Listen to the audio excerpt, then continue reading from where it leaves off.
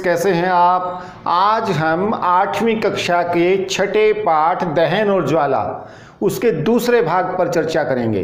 प्यारे बच्चों, उम्मीद है इसका पहला भाग आप देख चुके होंगे। पाठ्य पुस्तक में से भी आप स्वयं पाठन करके प्रमुख जानकारियां समझ सकते हैं। यह पाठ बहुत ही सरल और रोचक है और यह हमारे दैनिक जीवन का बहुत उपयोगी पाठ है। तो प्यारे बच्चों, हमने सीखा दहन एक रासायनिक क्रिया है। जब कोई पदार्थ ऑक्सीजन से क्रिया करके ऊष्मा उत्पन्न करता है उसे दहन कहा जाता है। और यह दहन की स्थिति पदार्थ स्वतः भी प्राप्त कर सकता है और वह किसी माध्यम से ज्वलनांक यानी ऐसा ताप जिस पर उसका दहन आरंभ होता है वह प्राप्त करके भी आरंभ कर सकता है। ज्वलनांक के बारे में भी हमने जाना। ज्वलनांक क्या है? किसी भी पदार्थ का ऐसा तापमान जिस पर वह जलना आरंभ करता है ज्वलनांक कहलाता है। हमने पदार्थ के दहन की मूल आवश्यकताओं के बारे में भी जाना। पदार्थ के दहन के लिए स्वयं ज्वलनशील पदार्थ, दाह्य पदार्थ यानी ईंधन होना आवश्यक है, वायु यानी ऑक्सीजन की उपस्थिति आवश्यक है और तीसरा प्रमुख बिंदु था ज्वलन ताप। तीनों जब स्थितियां होंगी तभी किसी पदार्थ में दहन की क्रिया आरंभ होती है। तो ज्वलनांक के बारे में आइए एक क्रियाकलाप करते हैं। प्यारे बच्चों, देखिए मेरे पास यह एक मोमबत्ती है।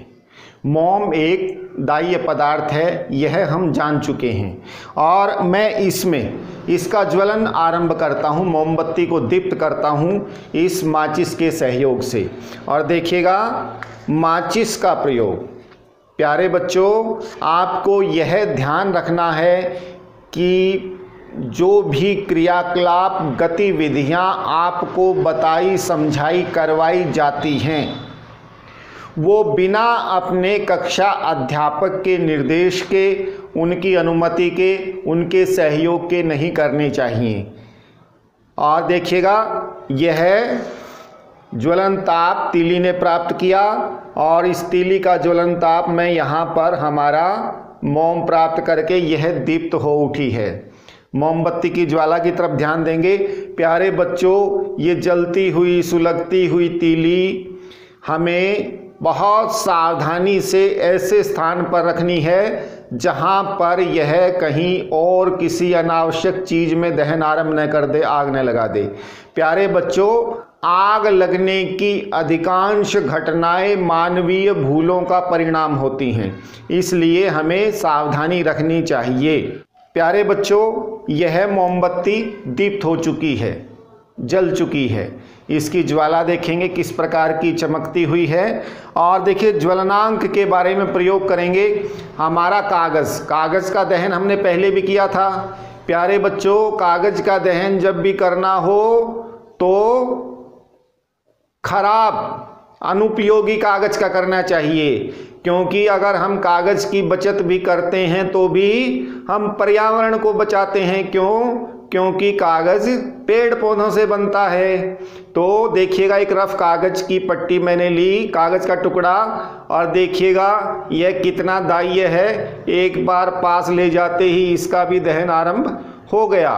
इसका ज्वलनांक इतना कम है कि तेजी से जलने लग जाता है। और इसको भी सावधानी से रख देंगे ताकि यह कहीं और दीप्त न कर दे।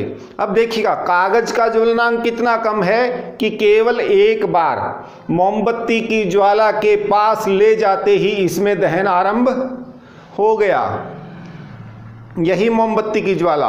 अब इसी प्रयोग को मैं दूसरी तरह से करता हूं। देखिएगा मेरे पास जिस कागज का वो टुकड़ा था वही कागज है। एक एल्यूमिनियम लोहे या स्टील का पाइप, इसके ऊपर मैं इस कागज को लपेटता हूं, या कागज का छोटा टुकड़ा लपेट सकते हैं, पट्टी लपेट सकते हैं। और देखिएगा हमने अभी अभी मोमबत्ती की ज्वाला के पास कागज लेकर के गए और कुछ ही क्षणों में उसका दहन आरंभ हो गया। अब वही कागज अगर उसको हम लोहे के पाइप, लोहा, स्टील, एल्यूमिनियम किसी उसके ऊपर लपेट करके उसी ज्वाला के पास लेकर के जाते हैं, देखिएगा दहन आरंभ नहीं हुआ, केवल काला हो रहा है। इसको हम फिर करते हैं और ये भी देखिएगा ज्वाला के पास, लेकिन इसका बिल्कुल भी दहन आरंभ नहीं हो रहा है। ऐसा कारण क्यों है? यह काला हो रहा है लेकिन दहन आरंभ नहीं हो रहा, दहन आरंभ नहीं हो रहा। इसका कारण पता है क्या है बच्चों? कागज को अगर हम इससे उतार लें और फिर उसी ज्वाला के पास लेकर के जाएं तो ये वही कागज है, देखिएगा दहन आरंभ। और इसी को मैंने जब लोहे के पाइप के ऊपर लपेटा तो दहन आरंभ क्यों नहीं हुआ? क्योंकि कागज का दहन आरंभ करने के लिए जो ज्वलन ताप चाहिए था वह यह कागज नहीं प्राप्त कर पाया। कारण क्या हुआ? मोमबत्ती की ज्वाला से जो गर्मी, जो ऊष्मा, जो निश्चित तापमान कागज को मिलना चाहिए था वह कागज तक आ रहा है, लेकिन वह आगे इस धातु के पाइप के अंदर जा रहा है। तो जो निश्चित तापमान ज्वलनांक के लिए इसको चाहिए था वह नहीं हो पाया, इसीलिए इसका दहन नहीं हुआ। इसी प्रकार का एक और प्रयोग करते हैं और बड़ा ही रोचक प्रयोग है। हम कागज के अंदर क्या पानी को उबाल सकते हैं? आग के ऊपर रखेंगे, ज्वाला के ऊपर रखेंगे और देखिएगा, करके देखते हैं। आइए मेरे साथ। मेरे पास ये एक सामान्य कागज है, वही कागज जिसका ज्वलनांक कितना कम है कि एक बार ज्वाला के पास ले जाते ही जल पड़ता है। मैं इसका इस तरह से 4 तह की, मैंने इस तरह से इसकी 4 तह की, 3 तह एक तरफ और 1 तह एक तरफ, इस तरह से इसका कप बना सकता हूँ। और इस कप के अंदर पानी डालेंगे। कप ये बिल्कुल उसी तरह से है जिस तरह से छन्ने कागज का, फिल्टर पेपर का हम बनाते थे। कोई भी कागज़ लिया, कागज़ की 4 तह की और 4 तह करके 3 एक तरफ और 1 एक तरफ। या जब कभी बाजार में जाते हैं, हम चने खरीदते हैं तो वो कैसे बनाते हैं कप, इसी तरह से ऐसे भी कर सकते हैं आप, देखिएगा। या आप ऐसे भी कर सकते हैं, कागज़ के चारों तरफ से थोड़ा थोड़ा मोड़ा, किनारियाँ और किनारियाँ मोड़ करके देखिएगा एक वर्ग का आकार हो गया। और इन चारों बाजुओं को हम उठा देते हैं और ये एक तरह से टब की तरह से हो जाएगा। और इसको हम स्टेपल से पिन लगा करके भी बना सकते हैं। ये मैंने यहाँ पर स्टेपल कर दिया ताकि ये तह खुले नहीं, और यहाँ पर ये स्टेपल कर दिया, यहाँ पर ये स्टेपल कर दिया। इसमें से पानी निकलेगा नहीं। और आप इसके लिए डिस्पोजल ग्लास भी ले सकते हैं जो कागज़ के बने होते हैं। देखिए एक टब नुमा आकृति बन गई और इसके अंदर हम ये पानी, ये मैंने इसके अंदर पानी डाल लिया और अब इसको मैं एक तिपाई पर रखकर नीचे मोमबत्ती की ज्वाला या बर्नर के ऊपर गर्म करता हूँ। यह है मोमबत्ती की ज्वाला, देखिएगा जल रही है। और इसके ऊपर मैं रखता हूँ हमारा ये पानी का कागज़ का कप, और देखिएगा ये ज्वाला नीचे जल रही है और कागज़ नहीं जलेगा। और कारण क्या है? वही, क्योंकि कागज़ का ज्वलनांक ताप कागज़ प्राप्त नहीं कर पाता। जो ऊष्मा मोमबत्ती की ज्वाला से कागज़ तक पहुंचती है वह पानी में स्थानांतरित हो जाती है। और देखिएगा हमारा पानी गर्म होने लगा है नीचे से, और पानी के बुलबुले भी इसमें स्पष्ट देखे जा सकते हैं। जैसे ही पानी गर्म होना आरंभ करता है उससे नीचे से बुलबुले वायु के कण ऊपर आने शुरू होते हैं और संवहन की प्रक्रिया आरंभ हो गई है।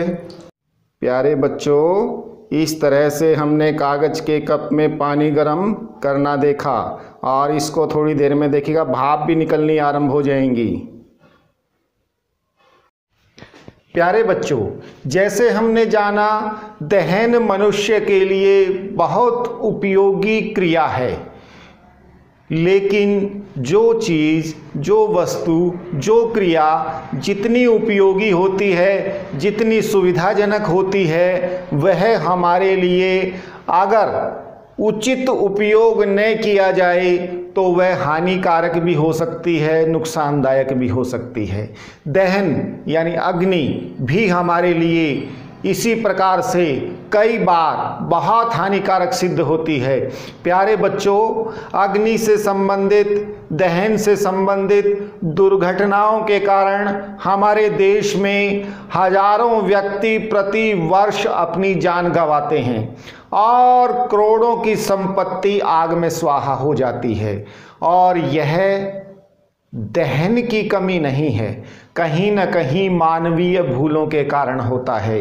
प्यारे बच्चों, जब भी हम दहन का या अग्नि संबंधित कोई भी काम करें तो हमें उसका उपयोग सावधानी पूर्वक करना चाहिए। जैसे पहले भी बताया कि हमारी अग्नि की क्रियाएं किस प्रकार से होती हैं। हम कहीं भी दिया सलाई जलाएं तो उसकी तीली को जलती हुई न फेंकें, उसे पूरा बुझ जाने दें। हम चूल्हे के अंदर, आग के अंदर कहीं भी लकड़ी, उपले, कोई भी दाह्य पदार्थ, उसका पूरा ध्यान रखें।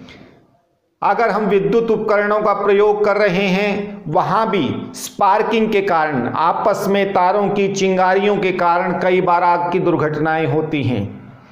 रसोई के अंदर गैस की ज्वाला का प्रयोग करते हुए, पेट्रोल डीजल के साथ काम करते हुए, केरोसिन तेल के स्टोव पे काम करते हुए भी हमें इसी प्रकार की सावधानियां रखनी चाहिए। ऐसे स्थानों पर हमें रेशमी कपड़े नहीं पहनने चाहिए। उनके अतिरिक्त और कोई दाह्य पदार्थ, विशेषकर किसी भी धूम्रपान करने वाले व्यक्ति को पास नहीं आने देना चाहिए, क्योंकि न केवल उसकी जान को अपितु अन्य काम करने वाले व्यक्तियों की जान को भी इससे खतरा हो सकता है।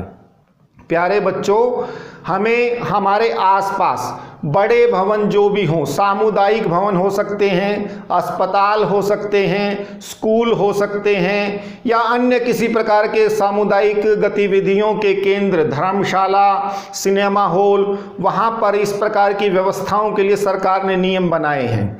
हमें भी, क्योंकि हमें एक नागरिक के रूप में वहाँ उनके उपयोग के लिए जाना होता है, तो वहाँ भी हमें आपातकालीन स्थितियों के और उपकरणों के उपयोग के लिए अच्छी तरह से प्रशिक्षित होना चाहिए। ऐसे स्थानों पर भवन के अंदर आपात निकास के मार्ग के चित्र लगे होते हैं, जैसा कि आप देख रहे हैं। हम यदि उन भवनों के अंदर बैठे हैं तो ऐसी आपात स्थितियों में उस मानचित्र को ध्यान में रखना चाहिए। वो हमें आपात स्थितियों में निकासी का मार्ग दर्शाते हैं। ऐसे भवनों में प्रायः पानी के छिड़काव की व्यवस्था के पाइप भी लगे होते हैं। अगर कोई ऐसी स्थिति आए तो उसके साथ में आपको एक स्विच मिलेगा, उस स्विच को ऑन करें, पानी के फव्वारे आने शुरू हो जाएंगे और जहां वो पदार्थ जल रहा हो उसके ऊपर उसको छोड़ना चाहिए और अपनी तथा अन्य लोगों की जान माल की रक्षा करनी चाहिए। प्यारे बच्चों, हमें वहाँ पर, ऐसे स्थानों पर अग्निशामक यंत्र भी लगे हुए दिखाई देंगे। आपके विद्यालय की विज्ञान प्रयोगशाला, कंप्यूटर कक्ष, कार्यालय में आप इनको देख सकते हो। वो लगभग इस प्रकार के होते हैं। ये देखिएगा, इनके अंदर आप देखेंगे, इनका उपयोग भी हमें आना चाहिए। इसमें देखेंगे ये पाइप है, यह निकास नली है और यहाँ पर इसके एक स्विच है और लॉक लगा हुआ है, ये पीला लॉक। इसके पास एक और लॉक लगाया गया है। इसको ऑन करने के लिए पहले हमें यहाँ पर जो ये लॉक है इसको तोड़कर, हल्के हाथ से इसको तोड़ा जा सकता है। तोड़ते ही इसका ये निकलेगा, इसका लोक। एक हमारा ये ठोस लोक लगा रखा ताकि ये न दबे, क्योंकि इसको दबाकर ही यह आरंभ किया जा सकता है। इस लोक को तोड़कर हम इस पत्ती को निकालेंगे। ये देखिएगा, ये क्लिप, इस क्लिप को निकालेंगे तो हमारा ये निकल जाएगा। और निकलने के बाद की स्थिति होगी इसकी, निकलने के बाद यहाँ से जो पीला था ठोस, इस स्विच को दबाया न जा सके, उसको रोकने के लिए अवरोधक लगाया हुआ था, उसको निकालने के बाद इसको हम दबाएंगे। यदि इसके नीचे ये जो दबाने वाली पत्ती है, यह यहाँ पर अग्निशामक गैस के निकालने के लिए वह क्रिया को शुरू करती है, और इसके नीचे एक स्विच लगा हुआ है जो उस प्रक्रिया को आरंभ करेगा। यदि किसी कारण से हम हाथ से उसको न दबा पाएं तो इसको हम ऐसे करके जमीन पर भी झटके से मार सकते हैं, और जहां पर आग लगी हो उस तरफ इसको हम करेंगे। तो इससे निकलने वाली गैस, झाग जो होगी, वो हमारी जो दाह्य पदार्थ है उसके ऊपर कंबल की तरह से आवरण बना लेगी और उसको बुझा सकती है। इसे अग्निशामक यंत्र कहते हैं। यह किस सिद्धांत पर काम करता है, आइए उस पर चर्चा करते हैं। अग्निशामक यंत्र की कार्यविधि समझने के लिए हम एक साधारण सा प्रयोग करते हैं। देखिए, मेरे पास जार में ये 2 मोमबत्तियां हैं और ये इस प्रकार से लगाई गई हैं कि एक छोटी एक बड़ी, देखिए, और ये दीप्त नहीं है। तीसरी मोमबत्ती दीप्त जल रही है। और ये देखिएगा, एक सामान्य रसोई में प्रयोग किया जाने वाला सिरका, ये सिरका, और ये हमारा बेकिंग सोडा जो रसोई में इस्तेमाल किया जाता है। इसके लिए देखिए, दोनों मोमबत्तियाँ, इसमें एक मोमबत्ती छोटी ठोस आधार पर रखी है, इसलिए ताकि जब प्रक्रिया हो, गैस के बुलबुले उठें तो यह उनके प्रवाह में गिर न जाए। देखिएगा, मैं इनको दीप्त करता हूँ। देखिए, तीसरी मोमबत्ती की सहायता से इनको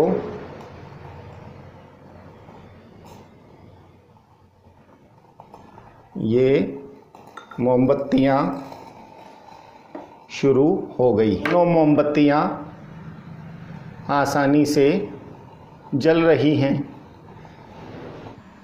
अब मैं इस बीकर में इस बोतल से कुछ सिरका डाल देता हूँ। ये देखिए, मैंने कुछ सिरका इसमें बीकर में डाल दिया, और देखिएगा नीचे सतह तक ये सिरका आप देख रहे होंगे, और दोनों मोमबत्तियाँ सहजता से जल रही हैं। अब मैं एक चम्मच से सावधानी से मोमबत्तियों की लो से बचाते हुए इसमें बेकिंग पाउडर डालूँगा। देखिएगा, एक मोमबत्ती छोटी एक बड़ी, दोनों जल रही हैं। और छोटी बड़ी क्यों, इसका भी कारण समझाएंगे। और मैं सावधानी से इसमें बेकिंग सोडा डालता हूँ। देखिएगा, बेकिंग सोडा डालते ही नीचे से बुलबुले निकलने शुरू होते हैं, गैस बननी शुरू होती है, और पहली मोमबत्ती बुझती है और उसके बाद दूसरी भी बुझ जाती है। ऐसा क्यों हुआ? अब देखिए, यहाँ इतनी सहजता से मोमबत्तियाँ जल रही थी, ये बुलबुले निकल रहे हैं, रासायनिक अभिक्रिया हुई और दोनों मोमबत्तियाँ बुझ गई, पहले छोटी फिर बड़ी। अभी इस जार के अंदर मैं जलती हुई मोमबत्ती इस जार में ले करके जाऊंगा। देखिए, कितनी आसानी से मोमबत्ती जल रही है, लेकिन जैसे ही जार में जाएगी तो ये बुझ जाती है। तो प्यारे बच्चों, यह कारण क्या है? यहाँ इस बीकर में नीचे सिरका भरा हुआ है और छोटी मोमबत्ती जल रही थी, यहाँ ये बड़ी मोमबत्ती जल रही थी। जैसे ही हमने इसके अंदर बेकिंग पाउडर डाला, रासायनिक अभिक्रिया शुरू होती, बुलबुले बन रहे थे और बुलबुले बन रहे थे। रासायनिक अभिक्रिया से दोनों की जब होती है तो कार्बन डाइऑक्साइड गैस बनती है और कार्बन डाइऑक्साइड बनते बनते एक परत बनती है। वायु से भारी गैस होने के कारण वह उड़ करके बाहर नहीं निकलती, उसकी गति बाहर की तरफ न हो करके वह यहीं जमा होती है। और जैसे जैसे वह गैस जमा होते होते पहले छोटी मोमबत्ती के स्तर तक पहुंचेगी तो पहले छोटी मोमबत्ती बुझेगी। क्यों? क्योंकि वह कार्बन डाइऑक्साइड गैस यहाँ जमा हो करके इसको मिलने वाली ऑक्सीजन की आपूर्ति को बंद कर देती है। वह ऑक्सीजन को परे धकेलेगी और स्वयं कंबल की तरह से इसको ढक लेगी। ये मोमबत्ती बुझ जाती है। उसके बाद और कार्बन डाइऑक्साइड गैस नीचे से बनती है, उसके बाद दूसरी मोमबत्ती बुझ जाती है और जार के अंदर कार्बन डाइऑक्साइड गैस भरी हुई है। खुला होने के बाद भी वह गैस बाहर नहीं निकलती क्योंकि वह हवा से भारी है। इसीलिए जब हम तीसरी जलती हुई मोमबत्ती इसके अंदर लेकर के जाते हैं तो वह बुझ जाती है।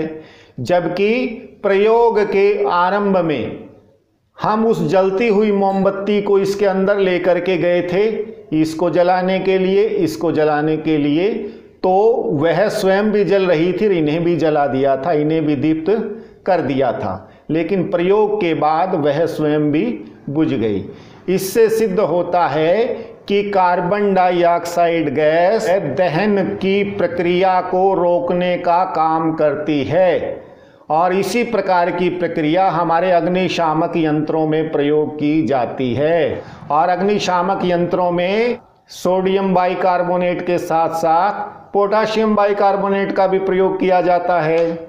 और इसके प्रयोग का एक विशेष कारण और है, यह हमारे अन्य पदार्थों पर, घरेलू उपयोग के पदार्थों पर, विद्युत उपकरणों पर नुकसान भी नहीं पहुंचाता।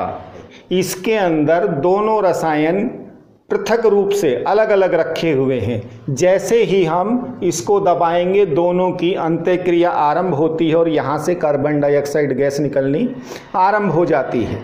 प्यारे बच्चों, दुर्घटनाएं कहीं भी कभी भी हो सकती हैं, इसलिए हमें हमेशा सावधान रहना चाहिए। हमारे सामान्य घरों में इस प्रकार के अग्निशामक उपकरण उपलब्ध नहीं होते, तो हमारी सरकार द्वारा एक व्यवस्था की गई है। लगभग सभी नगरों के अंदर या गांव के आसपास अग्निशामक केंद्र स्थापित किए गए हैं। हमें इस प्रकार की कभी भी हो सकने वाली दुर्घटनाओं में सहायता प्राप्त करने के लिए अग्निशामक केंद्रों का फ़ोन नंबर सदैव याद रखना चाहिए या ऐसे स्थान पर लिख देना चाहिए जो सबकी नज़र पड़े और किसी आपात स्थिति में उनको कॉल की जा सके।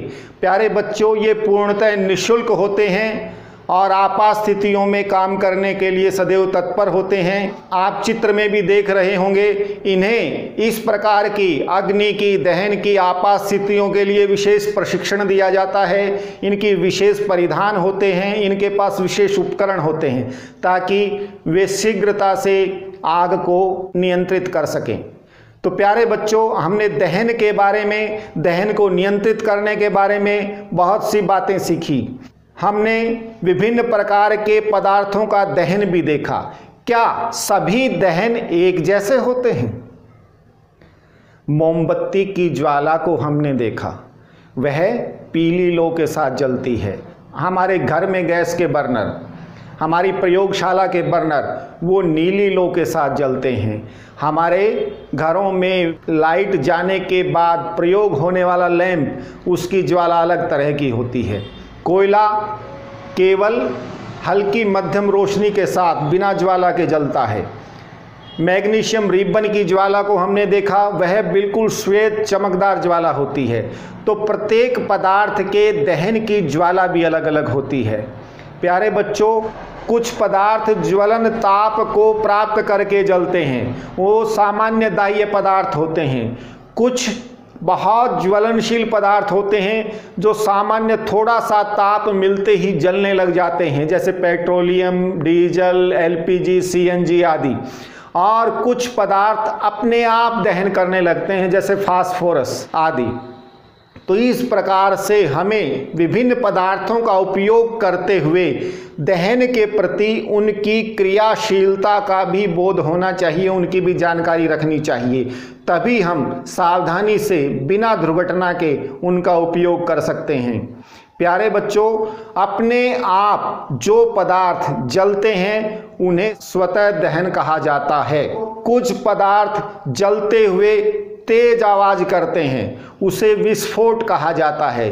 दिवाली आदि पर्वों के अवसर पर आपने पटाखे तो खूब छोड़े होंगे, वो विस्फोट होता है। आइए अब हम मोमबत्ती की ज्वाला का अध्ययन करते हैं। प्यारे बच्चों, देखिए ये मेरे पास एक मोमबत्ती है और उसकी एक ज्वाला ये विशेष आकृति की है। प्यारे बच्चों, ज्वाला के नीचे आप देखेंगे कि बीच में एक धागा है, धागे के नीचे मोम, और यह एक बार जलना शुरू होने के बाद मोम धीरे धीरे पिघलता है और यह धागे के बीच की स्थानों से धीरे धीरे पिघल कर ऊपर चढ़ता रहता है और इस प्रक्रिया में मोम का दहन होता है। लेकिन मोम का दहन कैसे होगा? पहले मोम ठोस से तरल बनेगा, तरल से फिर गर्म होकर के वाष्प बनता है और वाष्प का दहन होता है। और देखिएगा ज्वाला को अब जब ध्यान से देखेंगे, ये धागा हमारा काले रंग का और धागे के ऊपर लो के आकार के ही अंदर का क्षेत्र काला होता है। यह काला क्यों होता है? इस काले के अंदर वाष्प के जो अधजले कण होते हैं।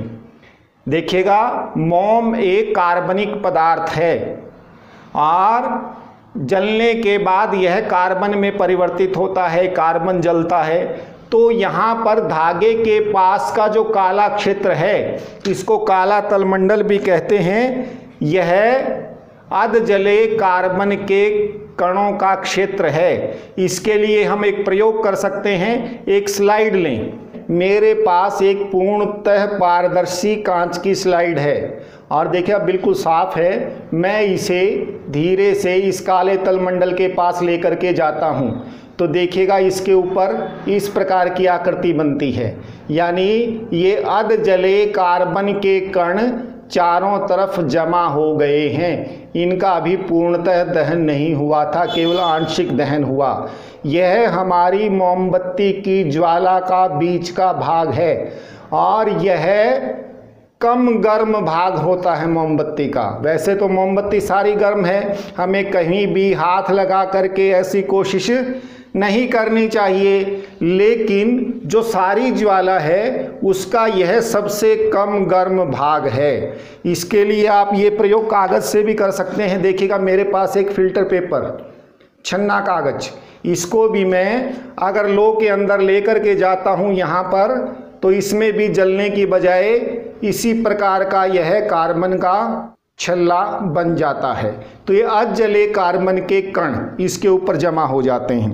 प्यारे बच्चों, इन अधजले कार्बन के कणों का पूर्ण दहन बाहर के मंडल में होता है। इन अधजले कार्बन के कणों को हम बाहर निकाल करके अतिरिक्त अलग से ज्वाला भी कर सकते हैं।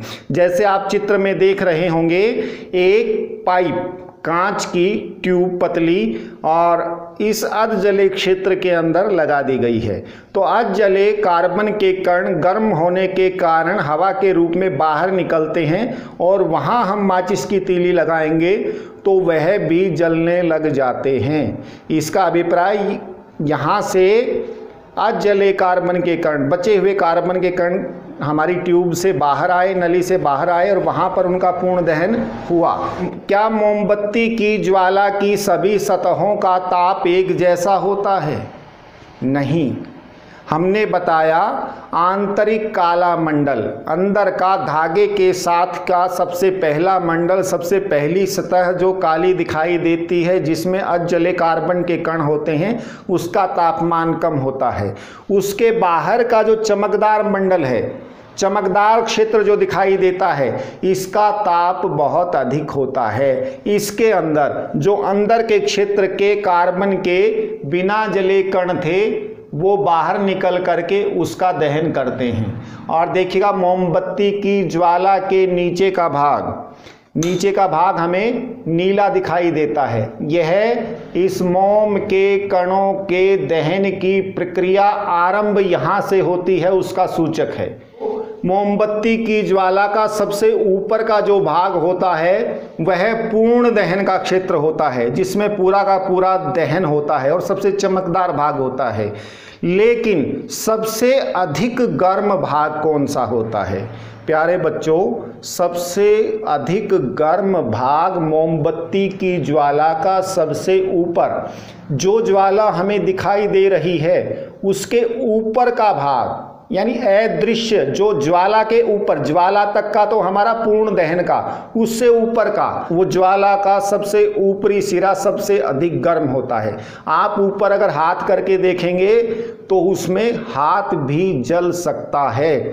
आपने जो स्वर्णकार होते हैं, सोने के आभूषण बनाते हैं, उनको कभी काम करते हुए देखा हो तो वो अपने बर्नर की जो ज्वाला है उसके ऊपरी भाग को एक ब्लोवर से या फूंक मार करके अपने आभूषण की तरफ मोड़ते हैं और उस ज्वाला के ऊपरी भाग से आभूषण बनाने के लिए आवश्यक ताप को वो प्राप्त करते हैं।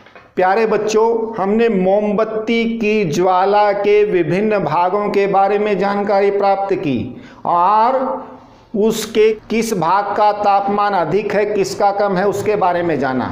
प्यारे बच्चों, क्या सभी पदार्थों का जब दहन होता है सबकी क्षमता एक जैसी होती है? नहीं, सभी पदार्थों की ऊर्जा प्रदान करने की क्षमता, गर्मी प्रदान करने की क्षमता अलग अलग होती है। उनकी तुलना कैसे करेंगे कि किस पदार्थ से हमें ज़्यादा गर्मी मिल रही है, ज़्यादा ऊष्मा मिल रही है, किससे कम? इसके लिए हम एक पैमाना बनाते हैं कि हम 1 किलोग्राम ए, 1 किलोग्राम बी, 1 किलोग्राम सी, इस प्रकार से, और प्रत्येक पदार्थ की सहती समान जलाने पर कितनी गर्मी प्राप्त होती है उसे उस ईंधन की क्षमता कहा जाता है। इस प्रकार से एक ईंधन की क्षमताओं की सारिणी हमारी पाठ्य पुस्तक में भी दी गई है। प्यारे बच्चों, इस दृष्टि से जो पदार्थ समान सहती में जलाए जाने पर अधिक ऊष्मा प्रदान करता है उसे ही हम अच्छा ईंधन मानते हैं। इस दृष्टि से हमारी पेट्रोलियम गैस, एलपीजी, सीएनजी बहुत अच्छे ईंधन हैं। यह राख और अवशेष भी नहीं छोड़ते, प्रदूषण भी कम करते हैं। प्यारे बच्चों, प्रत्येक दहन में प्रदूषण होता है, लेकिन जब प्रदूषण प्रत्येक दहन करेगा तो न्यूनतम प्रदूषण जो होगा वो हमारा अच्छा ईंधन माना जाता है। तो हमारी गैसों के दहन में न्यूनतम प्रदूषण होता है क्योंकि उनमें पूर्ण दहन होता है।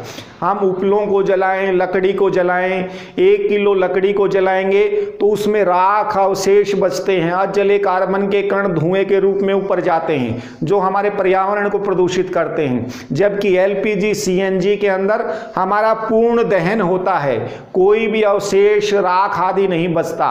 अजले कार्बन के कणों की क्षमता भी पर्यावरण में जाने की बहुत कम होती है, इसलिए उन्हें अच्छा ईंधन माना जाता है।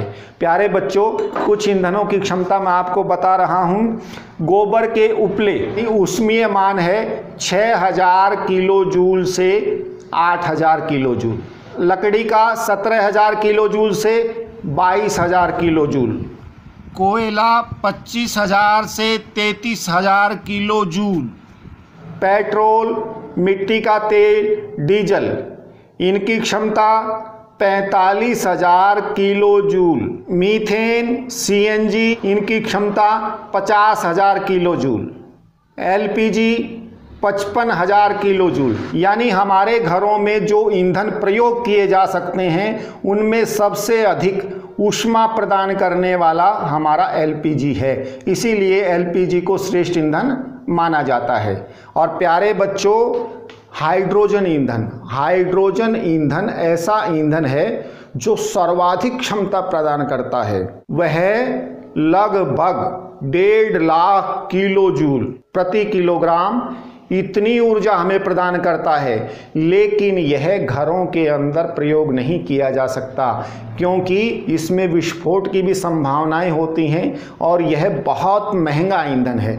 इसलिए जहां पर कम भार के ईंधन की आवश्यकता में बहुत अधिक ऊष्मा की, बहुत अधिक गर्मी की आवश्यकता हो, वहां ईंधन के रूप में हाइड्रोजन का प्रयोग किया जाता है। जैसे बताया कि ईंधन कोई भी हो, कम या अधिक, प्रत्येक ईंधन प्रदूषण फैलाता है।